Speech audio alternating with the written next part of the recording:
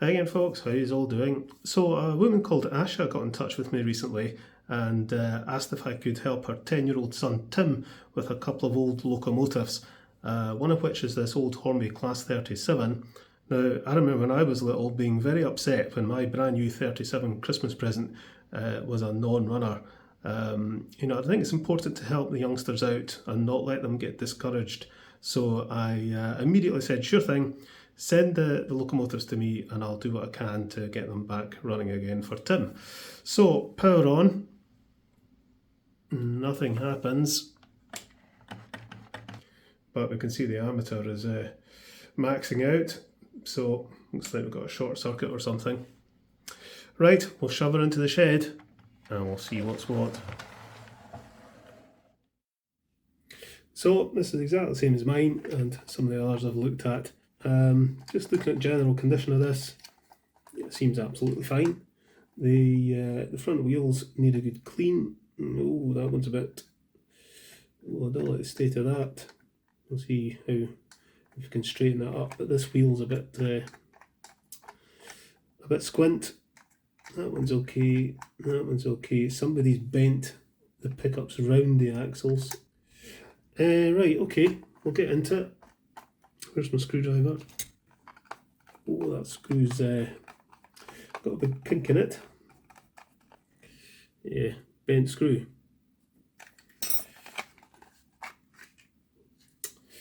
Right, what have we got? Let's just check. All right, so that's fine. So the receptacle for the screw is in good condition. It's not even cracked. So that's good. We've got a foreign object. It looks like a track pin, but stuck to one of the traction magnets. Yeah, there's a bit of melting on this plastic motor casing just in there. I don't like the angle of that brush. I think that somebody's bent the brush so it made better contact with the commutator.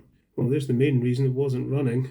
This brush here is completely out of position and that wire is loose. Oh, looks like it needs a good clean. There's a lot of dust and gunk and all sorts in there. We'll lift that clip. It's getting stormy outside.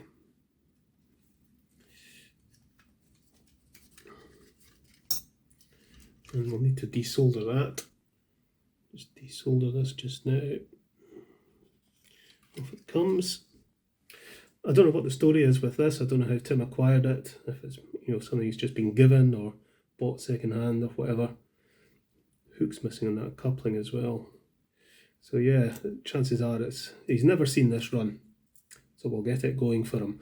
So yeah, there is a bit of melting on this plastic casing. Don't know how well you can see that. But this starts to melt and this brush gets a little bit out of position.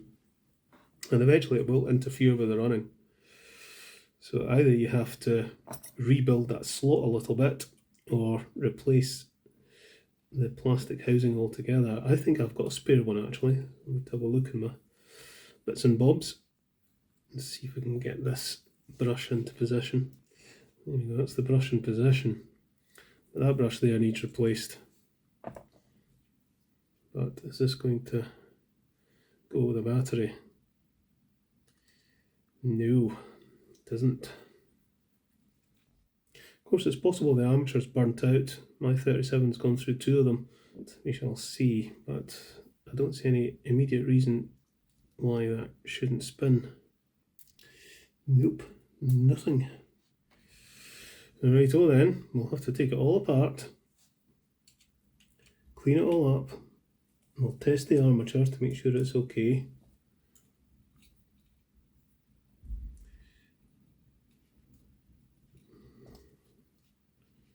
That out, undo that. And it comes out. See the state of that brush. Get these pickups off and put them into the sonic cleaner. Let's undo this bottom plate. With a lot of fiddling you can get this motor to run pretty quietly. it makes a little diesel-esque growl all the time, which is absolutely fine. I mean, when I ran mine back in the 70s, it was pretty noisy, especially when it was cold. Once it warmed up, it would quieten down a bit, but from cold it used to screech and make all sorts of horrible noises. But now I've got it running really quiet and smooth. Just takes a bit of tweaking with the worm gears. Right, take these wheels out, along with our traction magnets.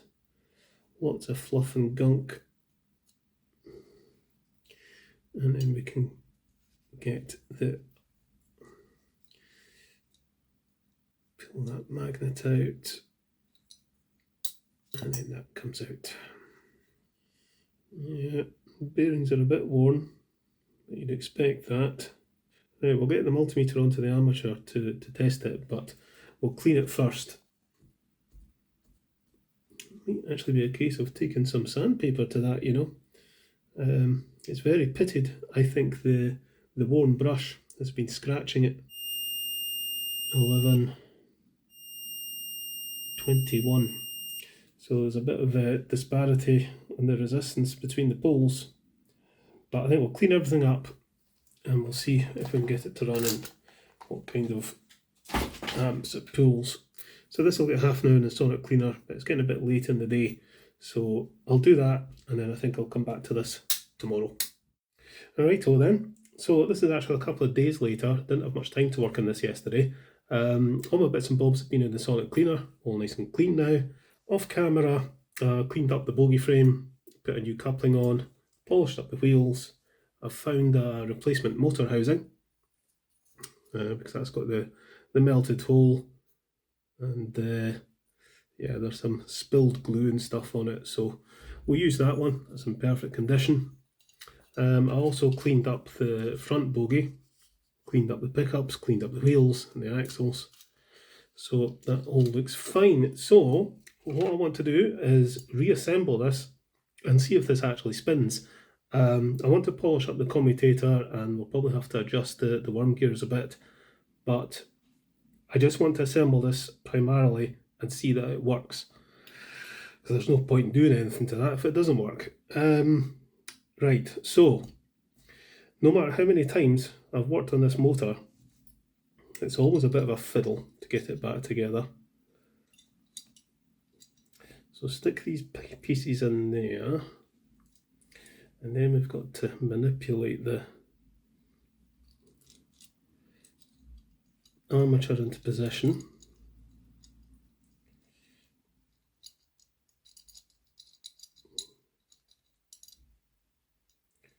And get those bearings into place like that. We'll pop the traction magnets in just to help keep this together.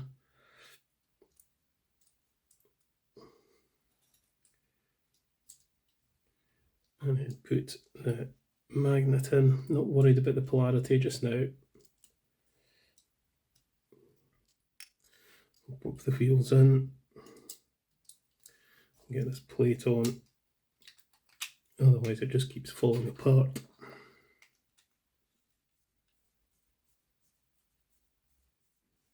There's this little square-headed screw that sits down up in there.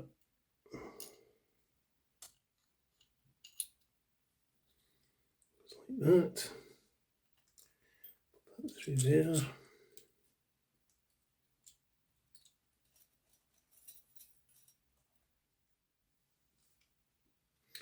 To make sure that housing doesn't move. If that rattles about, it can cause all sorts of issues. So, the pickup's on. That one wants to go in there.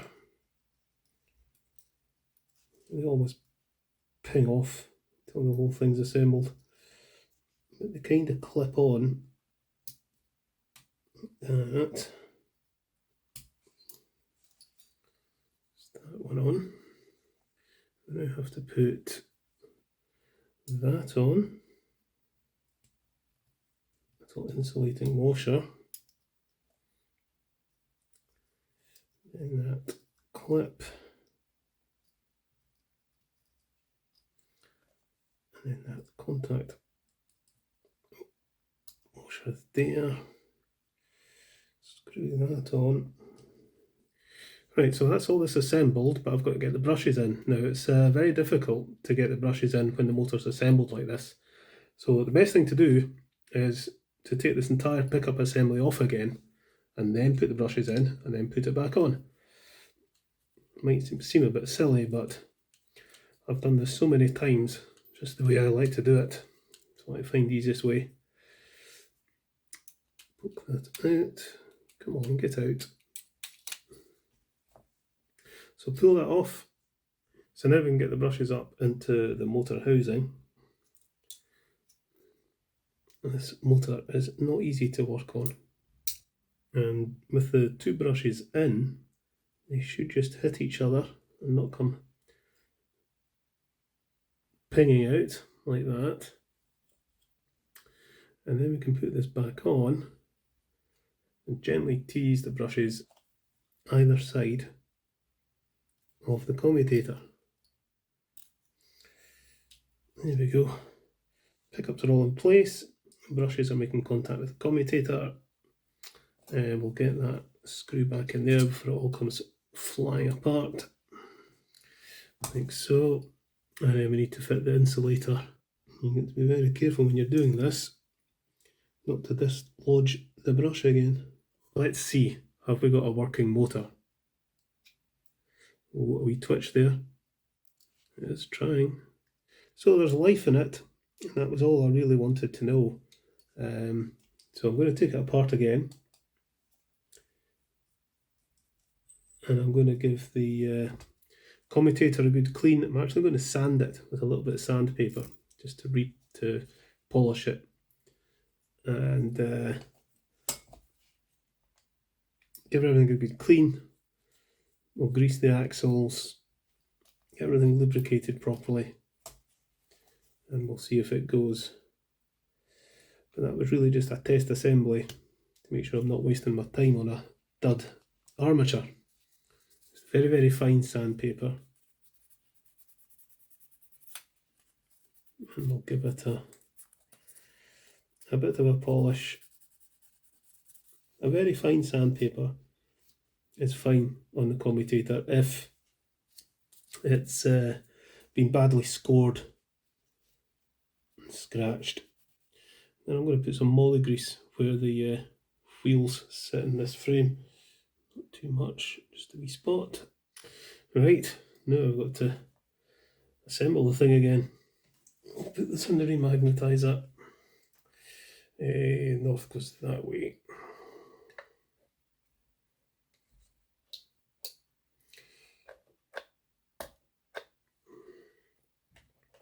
And we'll see what that does, but I've found sometimes with this motor it doesn't like the magnet being too strong. Right, we'll try and assemble this again. Right, so now everything's been cleaned up and lubricated. Let's see if this runs better now. There you go. That's a tad noisy. Let's get some grease on the worm gears actually before we do anything else.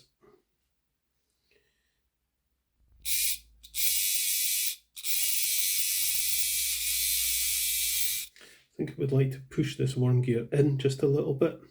I'm just a wee bit concerned that this is maybe pulling an awful lot of amps. I need to go and take this onto the layout and see what the ammeter says.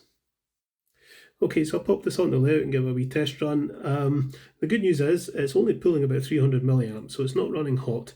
But it's quite noisy as well, so I suspect it could do with new bearings, to be honest. Right, we'll get it apart again. This puller's the one for the job. A lot of people ask me where to get pullers. You can get them on eBay or Amazon. Just look up model pinion gear puller, and you'll probably find this one and that one and others. There's no one does them all, but this one fits quite nicely for this particular armature. So I just want to give them both just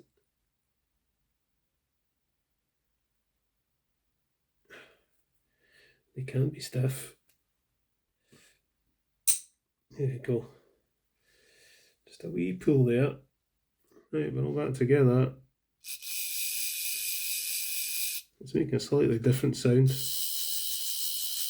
still very rough, but I can see the worm gear bouncing like that, and that's because the bearings are worn. So I think, yeah, moving the worm gears back and forward, will affect the noise. But if the bearings are worn, it's there's just too much vibration in there.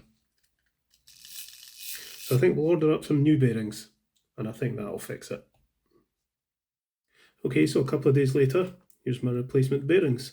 Nice fast delivery from that eBay seller. So in the new bearings, the hole that the armature shaft goes through will be nice and round, and this little thing that I've been calling a damper, whatever it is, it's not compressed, it's perfectly round as well, whereas the old ones, they always go a bit flat on the top, and then they crack, and then they break and disintegrate. So we need to pull the worms off. Like that. Take the old bearing off, and then we'll give the armature shaft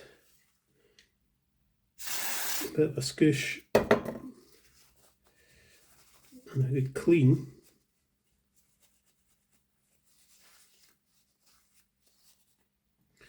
And then we just pop the new bearing on. Just going to push that on just now, and then we'll get this other one off.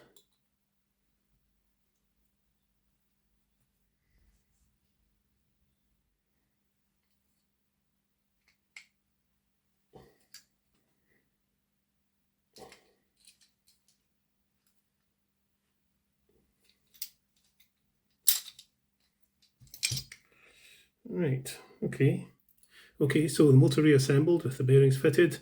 I've put some oil into the bearings as well, and tried it the first time. It was a wee bit noisy. Swapped the wheels over, and now it runs as quiet as this thing will run, I think. Another thing I've done is drilled a couple little holes into the pickups there and there, and that's so when I connect up the wires from the front bogie, I can put the wires through these holes, and it just creates a more secure join when I solder it up.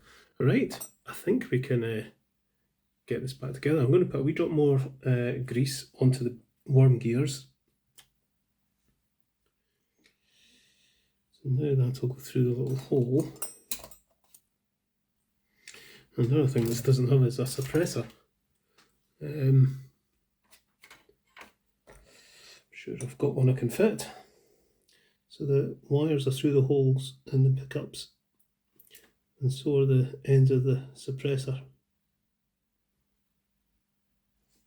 That should be pretty secure. That on there like that. Slide on the clip. Make sure that's moving without any real stress on the wires.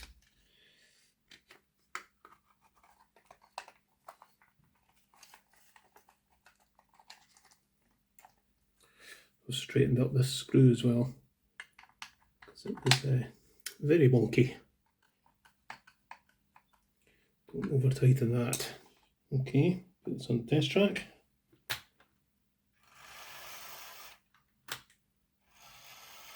Nice. Okay, let's go pull this out of the shed.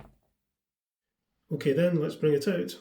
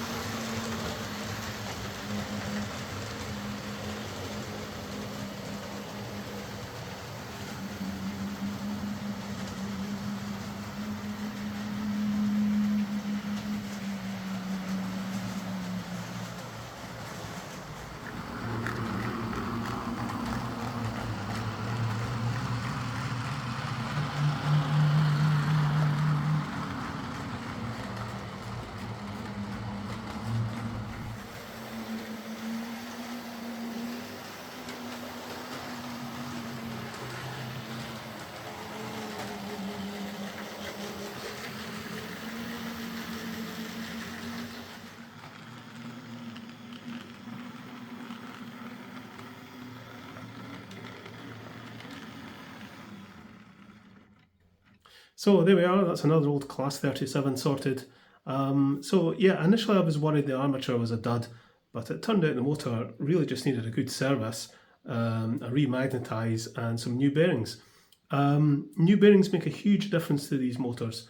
I suspect out at the factory Hornby never lubricated them enough or at all, and their owners would miss out on adding lubrication, so they wear out, which causes the armature to vibrate and generate noise. Also, the position of the worm gears is pretty critical on these. A fraction out in either direction on either of the gears can make the thing sound like a coffee grinder. I was very fortunate when I reassembled this one after fitting the new bearings that I didn't have to go through a lot of trial and error to get them right. I just swapped the wheels over and it ran fine. I think I'm getting an eye for where the worm gears just have to sit in relation to the drive gears. So I'm sure Tim will be very happy to get his 37 back in working order, so I'll get it packed up and on its way back to him, and I hope he has as much fun with it as I did mine when I was his age. Righto then folks, catch you later.